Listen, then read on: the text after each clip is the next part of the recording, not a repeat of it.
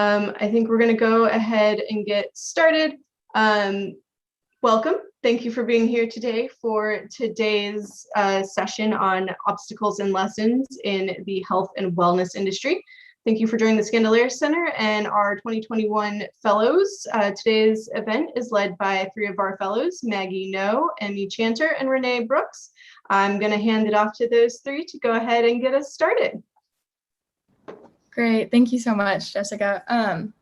So hello, welcome everybody. My name is Emmy, and I have the pleasure of getting to welcome everyone to our event today.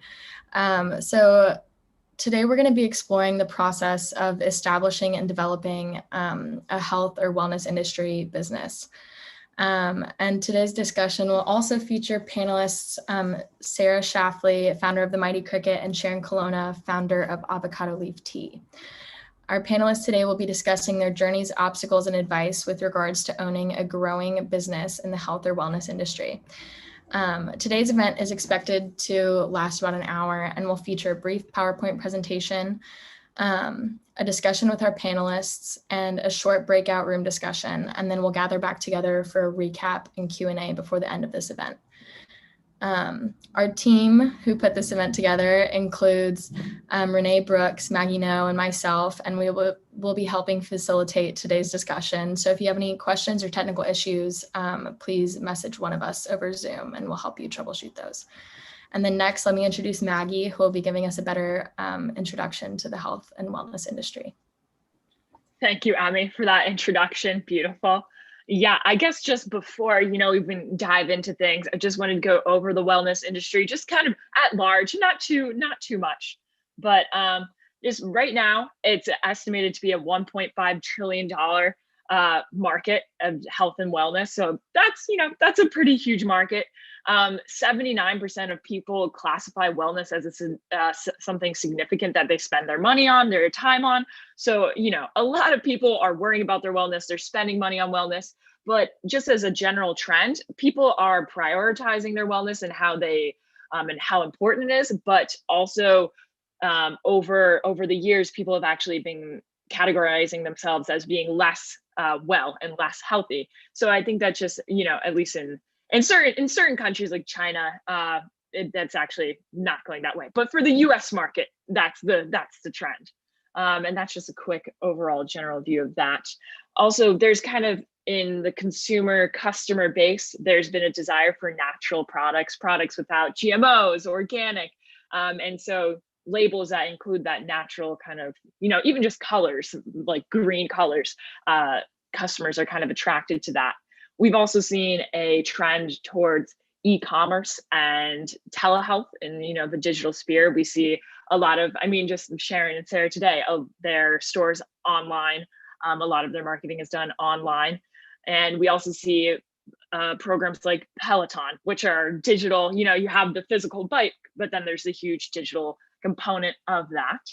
And then last, we're going to see about 5 to 10% annual growth in the forthcoming years, which is huge growth. And that's why so many people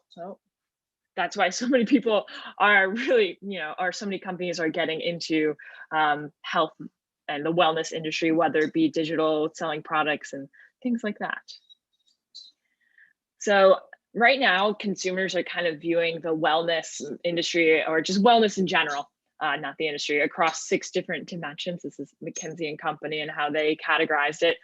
We can see better health. And when we look at that, you think of your actual health, you think of medicine, the vitamins that you take, things like that, hospital visits, doctor's visits. But then, we have better fitness, nutrition, just an overall appearance, sleep, which is huge. A lot of people don't really think about sleep all that often when they think about health. But I think in recent years, it's becoming much more prominent to think about sleep, and also mindfulness. We see a lot of different companies like Headspace coming and really advocating for health and in mindfulness and meditation and things like that. So yeah, those are the 6 dimensions. Sorry, I'm speaking a little fast. Let's slow it down a little bit.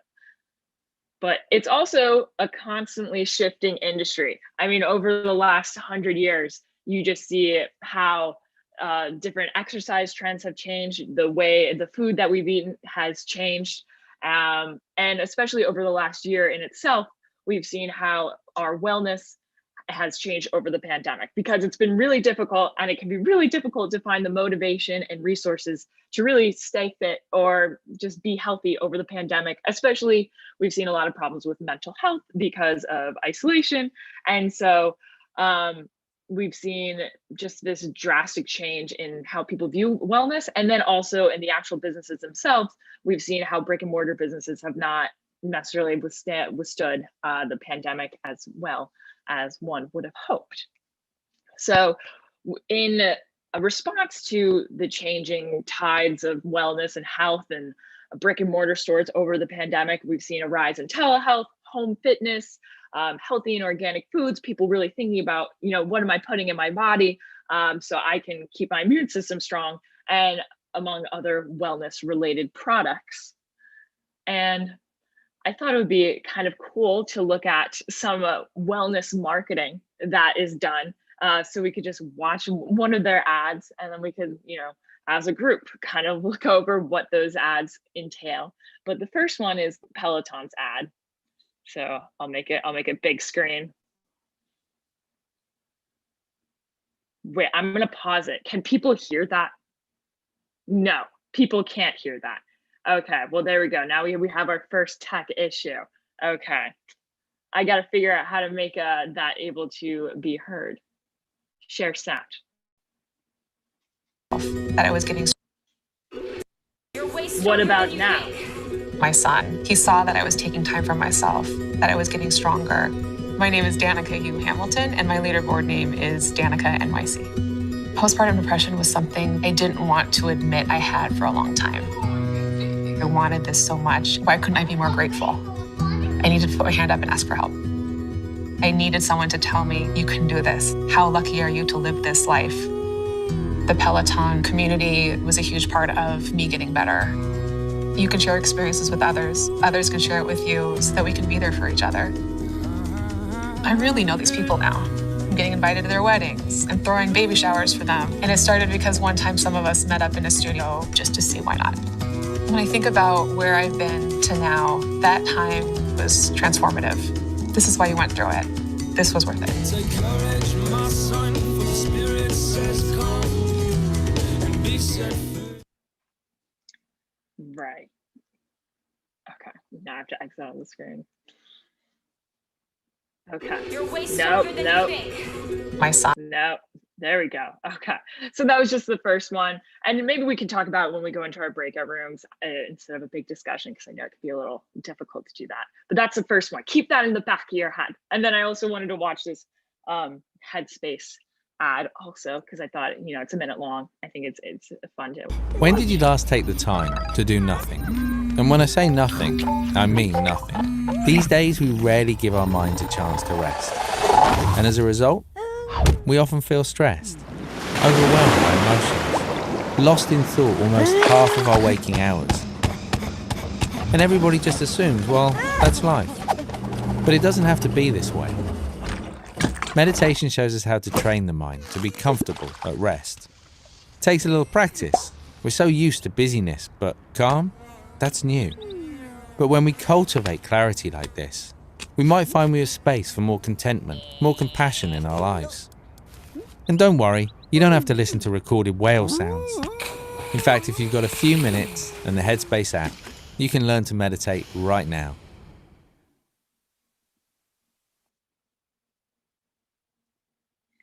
Yeah, so, oh no, now I'm done presenting. Okay.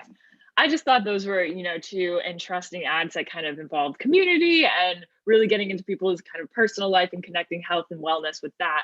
And I thought it would be great if in our breakout rooms, hold on. When did you last take? He saw that I was taking time for myself. Sorry, everybody. I'm going to stop sharing my sound.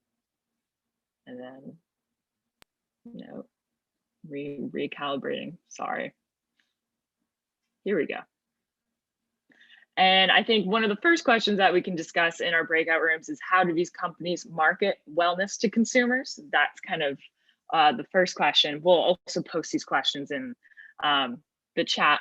And then we have these other 5 questions. And we were thinking about taking about 10, 15 minutes. I know it's a lot of questions, but just getting through it and in the breakout rooms. And I know Renee is going to be doing those. So Renee, I hope that's all right. If she's got it going.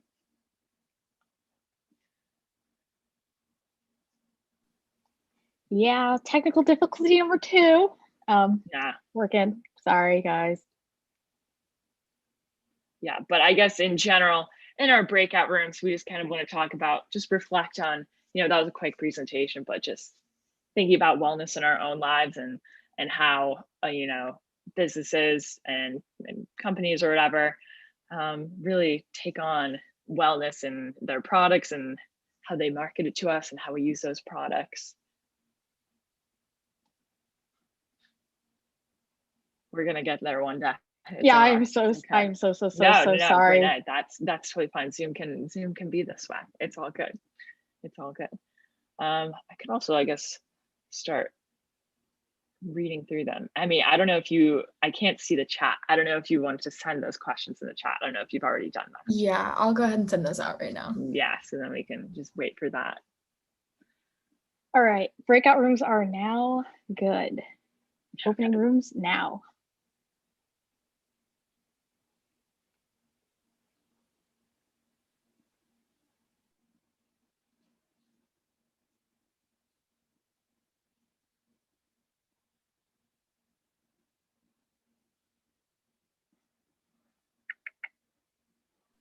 Y'all, I'm so sorry. I totally did not expect to It's okay. Just don't forget we're on live stream right now. So Renee, can you pause the live stream or stop it?